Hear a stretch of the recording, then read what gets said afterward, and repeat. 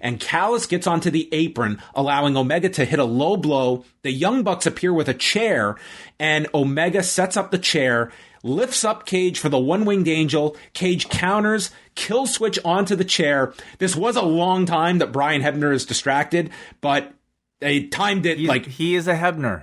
He is a Hebner, yes. It's a genetic deficiency. He was going to make sure that he heard every last complaint that Don Callis had to make on the apron. And Cage hits the kill switch on the chair and pins Kenny Omega in 15 minutes and 28 seconds. And this place exploded.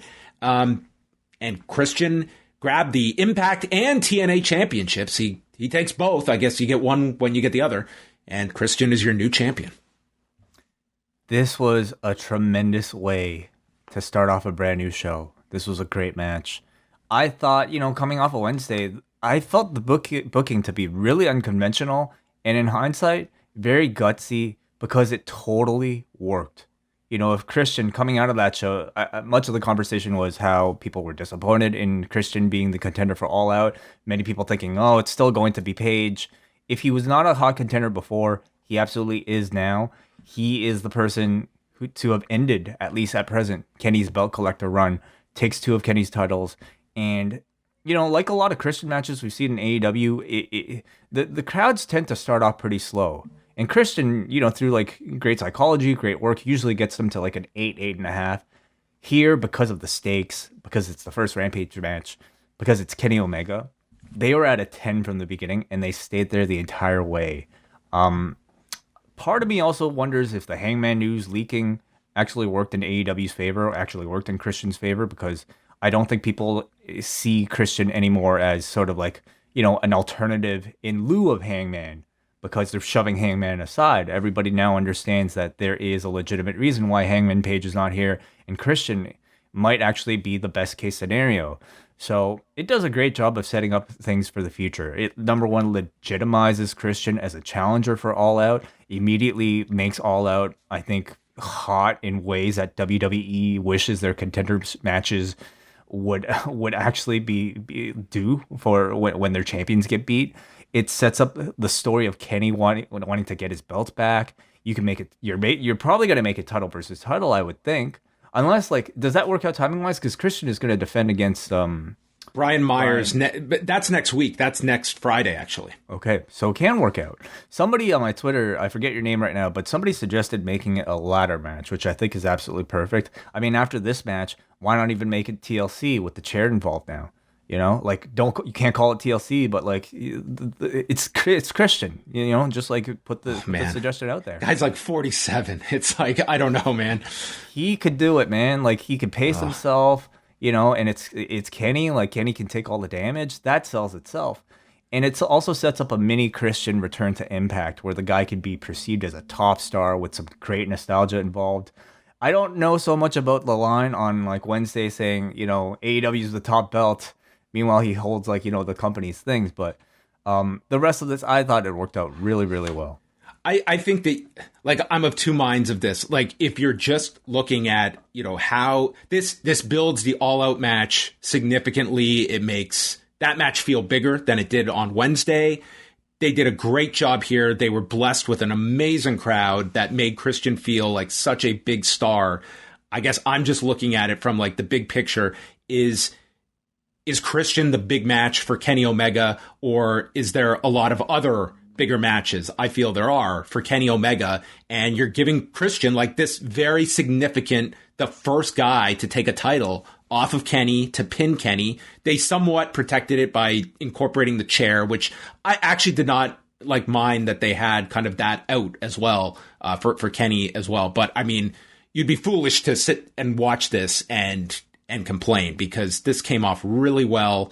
Christian felt very big, and I think by the end of it, it's not going to really deter bigger matches for Kenny of wherever you're going with him, with a potential Punk match, a potential Danielson match, the Hangman match. It's just this, it's a lot that you've given Christian Cage, but it also really does solidify him, and it makes this match feel more important for All Out. And I think any doubt towards Christian having that match at All Out was pretty much erased here. Yeah, it was It was a protected finish for Kenny, but still legitimate enough to, I think, make the win feel important for Christian. You don't come out of this looking at Christian as any sort of weaker contender. You look at him as a pretty damn strong contender after all this.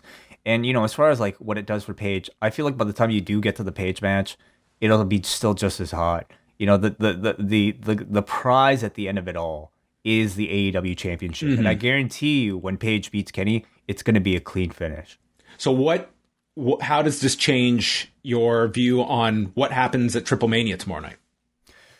It raises the stakes greatly. Could this be like, could they just have Kenny, hey, your book's due at the library, like we've had these titles long enough, time to give them all back before the end of September. Because if not tomorrow, and if not against Andrade, who else could you perceive AAA wanting Kenny to drop that belt to? I don't think Triple A is in any great rush to get the belt off of Omega. I think as long as he's got the belt, we get dates on this guy. So I don't even know. And I mean, it's Andrade though. So politically, it's a very easy person to put it on. And I guess Triple Mania though, it's their biggest show. Yeah. I mean, I think it is possible you could do that. I'm not crazy about Omega losing back to back, but I mean, it's certainly a possible outcome. And I mean, it would be more so interesting. Like, does that even get acknowledged on AEW? They haven't promoted that match at all. And I think you can kind of understand why, because you have a lot to juggle on Dynamite as it is. But no mention of it. No, not even from Andrade. Like, no association drawn between Andrade and Kenny. So something tells me they might mention it, but not really focus on it if it happens. So Mark Henry, Luchasaurus, Jungle Boy, and Scott D'Amore were all in the ring celebrating with Christian Cage. And Mark Henry interviewed him after the break. They've got champagne. They're drinking the bubbly. Orange Cassidy is hanging out in the background. And Mark Henry is just giving like this long question. And Christian just cuts to the answer, says he loves Mark Henry. He's glad he's here. And he's going to take Kenny's titles one by one. But he's one of the toughest guys he's ever faced, and it's going to be nearly impossible to win the AEW title, but now I'm inside of Kenny's head. A really good promo from Christian Cage, who also cut a really great one with Alex Marvez to set up him appearing in the Impact Zone next week. So, like, he's been very good in this kind of, like, elder statesman, veteran babyface role.